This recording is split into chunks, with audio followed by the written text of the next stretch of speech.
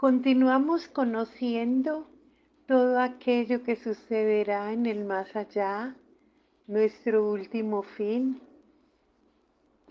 ya que el conocimiento no ocupa espacio y sí nos hace mucha falta conocer todo lo que la Iglesia nos ha enseñado acerca de la escatología. Hay muchas cosas que desconocemos. En el capítulo anterior quedábamos refiriéndonos al Apocalipsis y la idea que nos muestra siempre el de descanso cuando se refiere a la vida eterna. Decíamos que bienaventurados los muertos que mueren en el Señor, porque descansarán de sus trabajos. Nuestra vida es un- como una maraña de obstáculos, de luchas, y de pronto todo eso se convierte en un gozoso recuerdo. Cuando la Biblia llama a eso el descanso en el Señor, el descanso eterno. Para hablar de esa felicidad eterna, San Juan nos dice que no habrá ni llanto ni luto, ni enfermedad ni dolor, ni lágrimas. Este sentido negativo de lo que no existe en el más allá, de los justos, es de lo más esperanzador que se encuentra en la Biblia. Tenemos que prepararnos. En En algunas universidades se ha introducido una materia muy extraña, la tanatología, que es la ciencia que estudia acerca de la muerte. En el sentido cristiano, esta ciencia siempre fue enseñada por Jesús, aunque no le dio un nombre técnico. Jesús siempre habló de prepararse para ese encuentro final con Dios, de permanecer con las lámparas siempre encendidas. Jesús nos anticipó que Él llegará como un ladrón, que llegará de repente.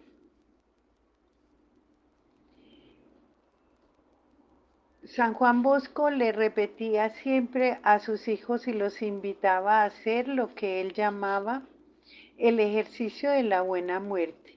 Él les hacía un retiro mensual en que la persona revisaba cómo estaban sus cuentas ante el Señor. Algo muy sabio y al mismo tiempo muy interesante, porque muchísimas personas piensan que con excluir el tema de la muerte la van a poner lejos. Son como los niños que ante el peligro se esconden entre las sábanas y creen que de esa manera el peligro pasa. Pero cuando Jesús estaba despidiendo de sus apóstoles antes de la muerte, Él les dijo unas palabras muy consoladoras: confíen en Dios y confíen también en mí. En la casa de mi Padre hay muchas moradas. Si no fuera así, yo no les hubiera dicho que voy a prepararles un lugar. Eso es bien esperanzador. A Jesús se le llama el primogénito de los muertos o de los que mueren, porque Él se adelantó primero para abrirnos las puertas del cielo, porque hasta ese momento estaban cerradas, y también para irnos a preparar un lugar. Jesús les advertía a sus apóstoles que para poder llegar a esa convicción tenían que creer en Dios y creer en Él.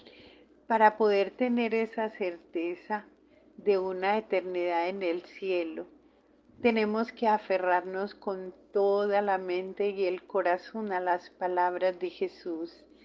Si creemos en las promesas de Jesús, para nosotros será lo más normal pensar que si creemos en Cristo, aunque muramos, tendremos vida eterna, y a eso vinimos a esta vida, a trabajar por ese cielo. y ocuparemos una de esas moradas que Jesús nos está preparando. Se recuerda una persona en tiempos pasados en Egipto que después de un grandioso banquete, alguien pasaba con un ataúd que llevaba dentro una figura humana. Uno de los que estaban atendiendo, que portaba el ataúd, iba repitiendo: lo que él es, tú serás. Los paganos antes de este realismo impactante se decían: comamos y bebamos porque mañana moriremos. Ese es el tema de los paganos. Jesús muchas veces en el Evangelio nos habla con un realismo acerca de la muerte que no podemos desconocer. Él no lo hace para meternos miedo, no. La pedagogía de Jesús es preventiva. Quiere que nos acostumbremos al pensamiento de nuestra futura muerte y que nos preparemos debidamente, que no sea eso para nosotros una sorpresa bien desagradable. Nosotros al oír a Jesús hablarnos de la muerte, no llegamos a la conclusión de que comer y beber porque mañana moriremos, sino que vamos pensando que la muerte solo es una transición, es un puente, así como nos preparamos para nacer o pues en el vientre de la madre, nos tardamos un rato, también para la muerte tenemos que irnos preparando y eso solamente nos va a dar la corona de gloria para poder estar en la presencia de Dios eternamente, en compañía también de nuestros seres más queridos que se nos han adelantado. Esto no debe ser una salida consoladora, sino una fe total en las promesas de Jesús, porque bien dice que el que cree en mí no morirá para siempre. Debemos aprender a calcular nuestro tiempo. Hay un salmo que nos habla de eso, el Salmo 90. Un gran maestro de nuestro tiempo, un español, decía que el gran teatro del mundo, que los actores que entran al escenario por una puerta que tiene la forma de una cuna y es el director del SENA el que reparte a cada uno su respectiva indumentaria para poder actuar. Unos reciben trajes de reyes, otros de soldados, otros de obreros, otros de sirvientes. Al final se va invitando a cada personaje que salga por la puerta que tiene forma de un ataúd. De esta manera el escritor nos presenta lo que es la vida. El mundo es un escenario en el que nos toca actuar. Dios nos ha colocado para desempeñar un papel, una misión. Todos traemos una misión que cumplir en esta vida. Todos tenemos que salir por la puerta de la muerte. En este mundo, ya dijimos, estamos de paso, pero se nos olvida frecuentemente. Creemos que vamos a estar como semillas para siempre y para siempre vamos a permanecer en el escenario. La Biblia siempre nos recuerda que aquí no tenemos una ciudad permanente, que somos viajeros, que somos peregrinos. Muchas veces se nos olvida esta gran realidad, mejor dicho, como que nos da miedo afrontarla. Nos ilusionamos pensando que por la puerta en forma de ataúd solo les toca morir, salir a otros y que de esta manera nosotros nos estamos mintiendo a nosotros mismos para no pensar en la única y gran verdad que es la muerte. El único salmo que Moisés escribió cuando tenía muchísimos años, de hecho murió cuando tenía como 120 años y casi en su vejez escribió el salmo que nos deja una reflexión preciosa sobre el sentido del tiempo y de nuestra fragilidad humana. Este salmo busca que vivamos nuestro hoy siempre de cara a Dios, en la presencia de Dios. Moisés comienza diciendo o alabando la eternidad de Dios. A través de los siglos Dios es un refugio para todos nosotros, sus hijos, los hombres. Dios es la seguridad absoluta. Dice, Señor, tú has sido para nosotros un refugio de edad en edad. Antes de ser engendrados los montes, antes de que naciesen la tierra y el orbe, desde siempre y para siempre tú eres Dios. Al pensar en la eternidad de Dios, Moisés nos inicia entonando este precioso himno de alabanza. Dios que a través de todos los siglos se ha manifestado como nuestro refugio, es un Dios providente.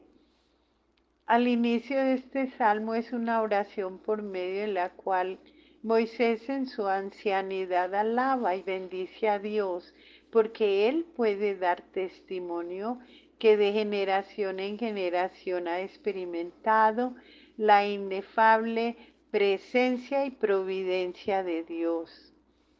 Esa soberanía de Dios la recibió Moisés en la revelación acerca del origen del hombre, que fue colocado como un administrador de la creación de todas las cosas de Dios.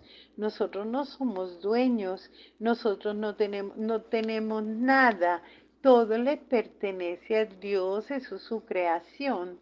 Y la gran tentación del hombre es constituirse dueño del universo, de su vida, olvidar su condición de simple administrador.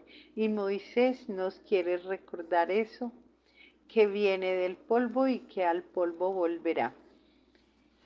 Dice, tú reduces al hombre a polvo, diciendo, retornen hijos de Adán, 1000 años en tu presencia son como un ayer que pasó, una vela nocturna.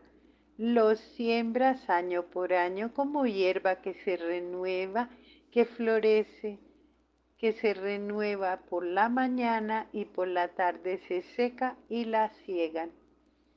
Cuando el hombre se olvida de su condición de pasajero administrador y se cree el dueño del mundo, se cree Dios, se olvida de su creador y construye torres de Babel de confusión, de ignorancia, que lo desestabilizan espiritualmente. Este precioso salmo nos acentúa el hecho de que vamos a volver al polvo. Eso nos lo recuerda la iglesia los miércoles de ceniza. La iglesia, que es nuestra madre, dice, recuerda que eres polvo y en polvo te convertirás. De esta manera se nos quiere apartar de la tentación de estar construyendo castillos en el aire, en la que hacemos caso omiso a Dios, lo ponemos a un ladito porque nos creemos dueños. En el libro del Eclesiastés también se insiste en el mismo tema, dice, todos caminan hacia la misma meta, todos han salido del polvo y todos vuelven al polvo. Vuelve al polvo, a la tierra, a lo que era, y el espíritu a Dios, que es quien te lo dio. A nosotros 1000 años nos parecen una eternidad, una cantidad exorbitante. Y en el Salmo, por el contrario, se nos asegura que para Dios 1000 años son como un día que ya pasó, como una vigilia nocturna. Según los antiguos, una vigilia nocturna duraba la tercera parte de la noche. Este pensamiento también lo recoge San Pedro cuando nos dice, para el Señor un día es como 1000 años y 1000 años como un día. El tiempo de Dios no depende de nuestros relojes, es un sin tiempo y sin espacio. El mismo Salmo nos acompaña con esas frases que dicen que somos comparados con la hierba del campo, que florece por la mañana y por la tarde se seca. O sea, la vida es un sueño, como dice una bella obra de teatro que siempre nos tocaba leerla en tiempos de colegio. El autor en esta obra sostiene que nosotros mientras vivimos, vivimos soñando y cuando morimos despertamos. Ese sueño de estar fantaseando en tantas cosas, lo cierto es que al despertar nos damos cuenta de que todo fue una ilusión. Por eso Jesús advierte, velen, velen, pues no saben ni el día ni la hora en que vendrá el Hijo del Hombre. Él no nos quiso meter miedo, a tenerle miedo a la muerte. Su intención al hablarnos de la inminencia de la muerte fue enseñarnos a ser previsores, a no ser sorprendidos por nuestras realidades definitivas como la muerte, para no improvisar el día en que debemos pasar a la eternidad. Jesús nos indica que cuando Él vuelva por nosotros, quiere encontrarnos como siervos fieles, en actitud de servicio a los demás. Jesús nos asegura que si eso se cumple, Él mismo se compromete a servirnos la mesa. También nos dijo Jesús que cuando Él vuelva por nosotros quiere encontrarnos con nuestros talentos multiplicados, es decir, con la misión de haber cumplido. Bueno, tampoco nos deja de desconcertar el salmo de Moisés cuando habla de la ira de Dios que nos ha consumido. En la Biblia, la ira de Dios significa que Dios es misericordioso, pero que también es justo y que no puede aceptar como limpio lo que está manchado. Dios odia el pecado, pero ama al pecador y busca que nos salvemos todos por todos los medios. Por eso Dios aplica su disciplina al pecado para salvarnos. Él no castiga como un verdugo con odio, sino como un padre con ternura, con amor. Así lo expresa el Salmo cuando dice, como nos ha consumido tu cólera y nos ha trastornado tu indignación. Pusiste nuestras culpas ante ti, nuestros secretos ante la luz de tu mirada, y todos nuestros días pasaron bajo tu cólera, y nuestros años se acabaron como un suspiro.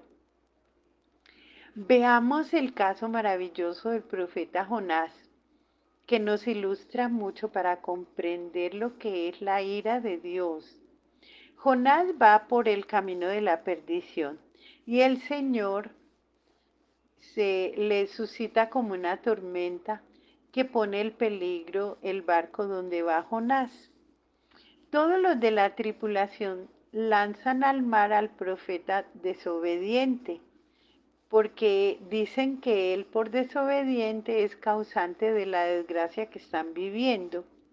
Entonces Jonás va a parar al vientre de un gran cetáceo. Reconoce su pecado y pide perdón a Dios. Su pecado fue que Dios lo mandó a que avisara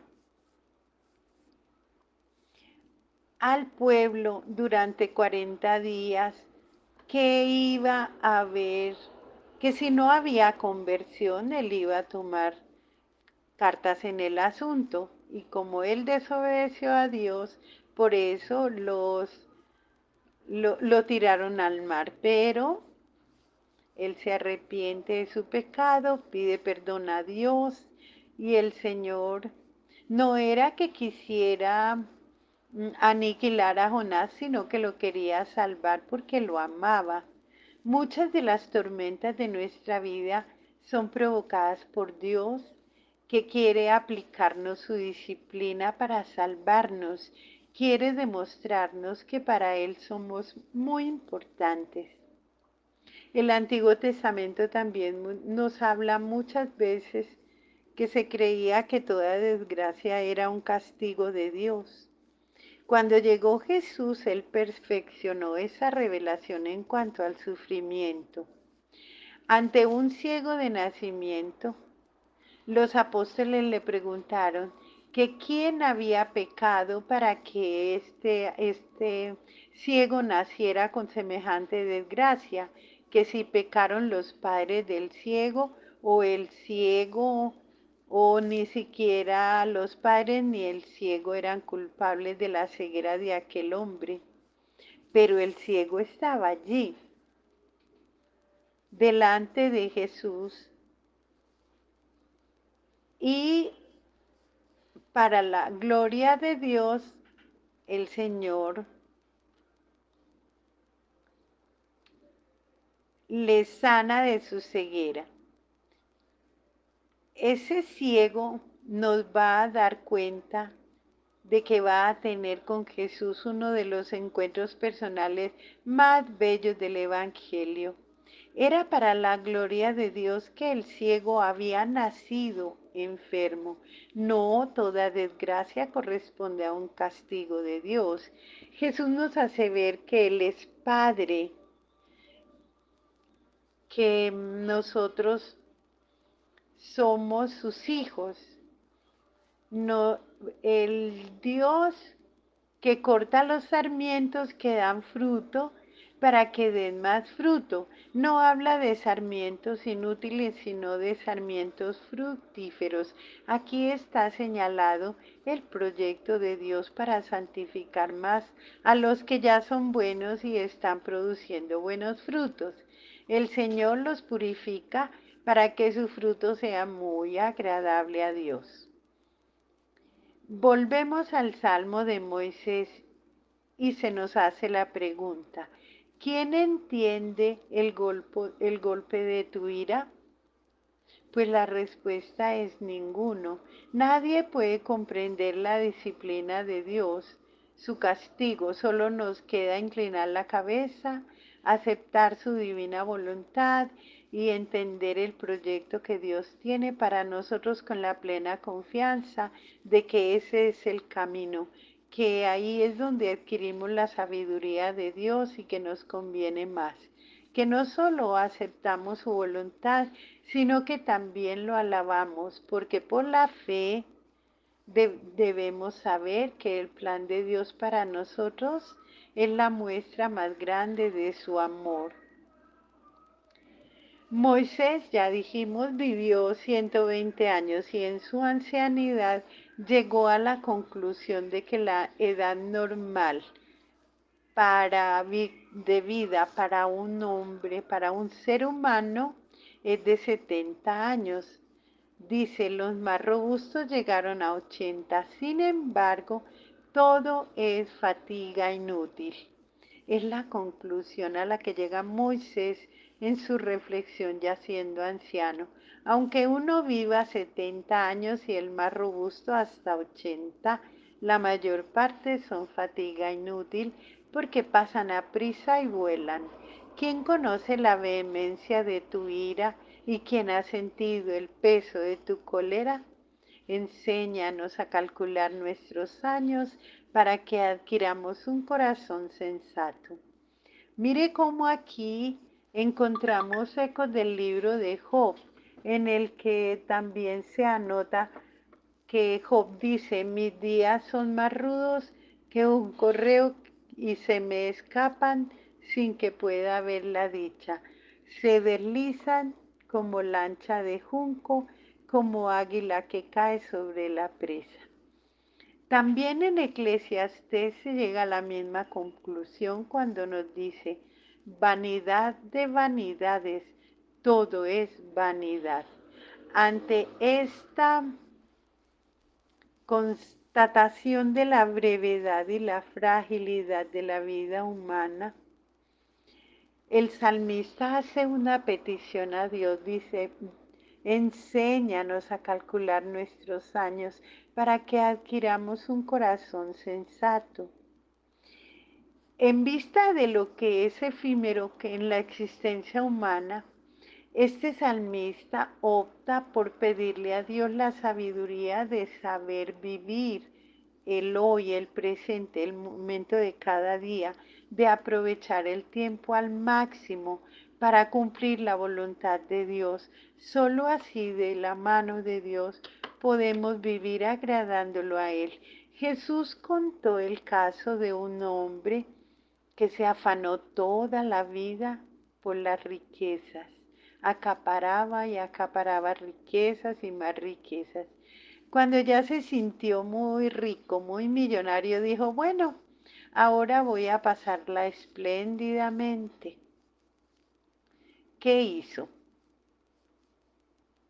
Jesús nos narra que ese mismo día el rico oyó una voz que le decía, necio, esta misma noche morirás. ¿Y a quién le van a quedar tus riquezas? Siempre lo que deja el rico y el avaro lo agarra o le queda al vago, al que nunca hizo nada, como dice Jesús, llama necio a este hombre que había calculado su vida a largo plazo y sin saber que esa misma noche iba a morir. Entonces Jesús dice, ¿de qué sirve al hombre ganar todo el mundo si pierde su alma? La sabiduría de Dios nos lleva a calcular nuestros años, a saber ganar a Dios. Es lo más importante, lo más sensato e inteligente de nuestra existencia. Se puede vivir pocos años y se puede hacer mucho bien. Mire cómo el jovencito Domingo Sabio, que fue discípulo de Don Bosco, vivió solamente 15 años. Y la iglesia lo tiene en los altares. En su corta edad se santificó. Tenemos el caso actual del joven, del santico hermoso, que se me escapa el nombre en este momento, y que tiene una vida preciosa que nos ha contado su mamá en una película. Bueno, ustedes ya sabrán de quién estoy hablando. Moisés, cuando reflexiona en la brevedad de la vida y la fragilidad del hombre, dice, vuélvete, Señor, son como esas súplicas hermosas a Dios. Vuélvete, Señor, ¿hasta cuándo? Ten compasión de tus siervos. Por la mañana, sácianos de tu misericordia y toda nuestra vida será alegría y júbilo. Danos alegría por los días en que nos afligiste, por los años en que sufrimos desdichas. Que tus siervos vean tu acción y tus hijos tu gloria. Baje a nosotros la bondad del Señor y haga prósperas las obras de nuestras manos. Estas hermosas súplicas que Moisés le presenta a Dios tienen una respuesta muy concreta en nuestro amado Señor Jesús, que es la solución de Dios para nosotros. En primer lugar, el salmista le pide a Dios que tenga compasión. Hay unos maestros de religión, los rabinos, que son los maestros de los judíos, que afirmaban que la fidelidad es la definición de Dios. Al ver el salmista la brevedad de la vida y la fragilidad humana, piensa que necesita sobre todo la compasión de Dios. Por eso le pide que sacie al pueblo con su misericordia, una porción muy grande de su perdón, de su compasión. Y Jesús nos da la respuesta a esta petición cuando nos narra la parábola del Hijo Pródigo. Jesús presenta a Dios como un Padre tierno, compasivo, que siempre tiene los brazos abiertos y la puerta de su casa para cuando vuelva ese hijo rebelde, desobediente, para devolverle todos los privilegios de hijo, para organizarle una fiesta de bienvenida sin siquiera reprocharle nada. El salmista luego pasa a pedirle a Dios: ahora puedo tener una compensación, alegría y júbilo. Jesús en las bienaventuranzas dice que los que se atrevan a ir por el camino del Evangelio serán dichosos. En la última cena también el Señor les dijo a los apóstoles: les he dicho estas cosas para que mi alegría esté en ustedes y para que su alegría llegue a la plenitud.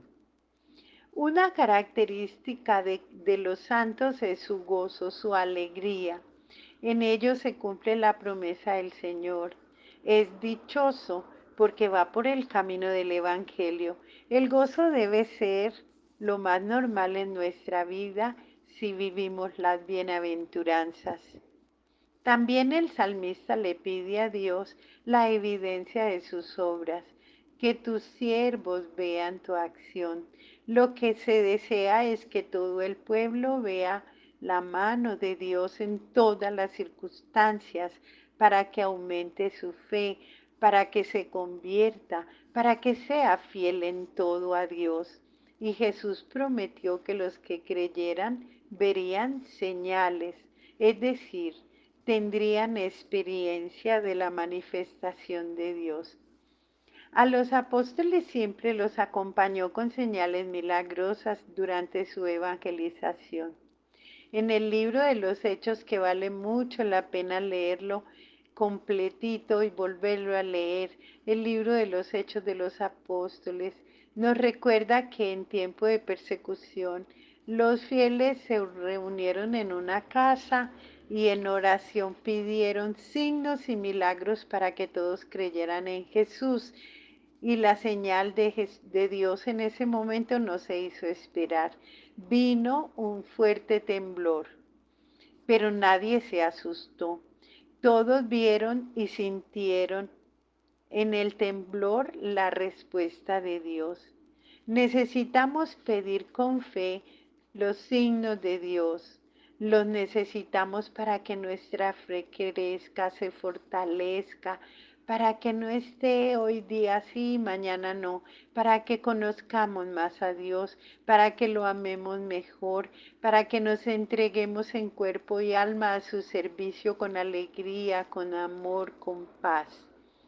La última petición que hace Moisés para todo el pueblo es que Dios haga prósperas las obras de sus manos. Todos hemos recibido dones, talentos del Señor y tenemos una misión que cumplir: colocar esos talentos al servicio de nuestros hermanos. Por eso le pedimos al Señor que tengamos éxito en nuestros trabajos, en nuestra misión.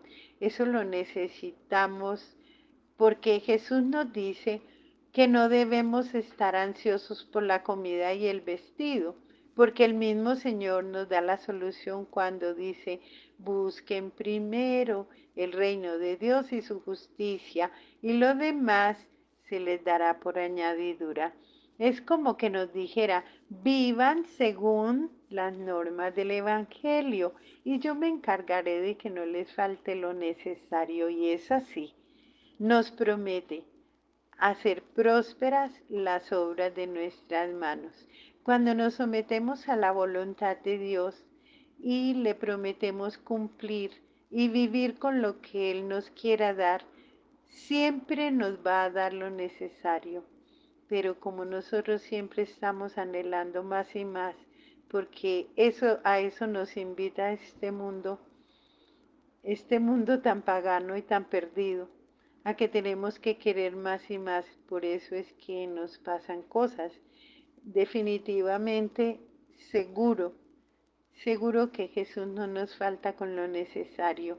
Y estas súplicas finales compendian nuestros anhelos para nuestra frágil vida, para nuestra breve vida, que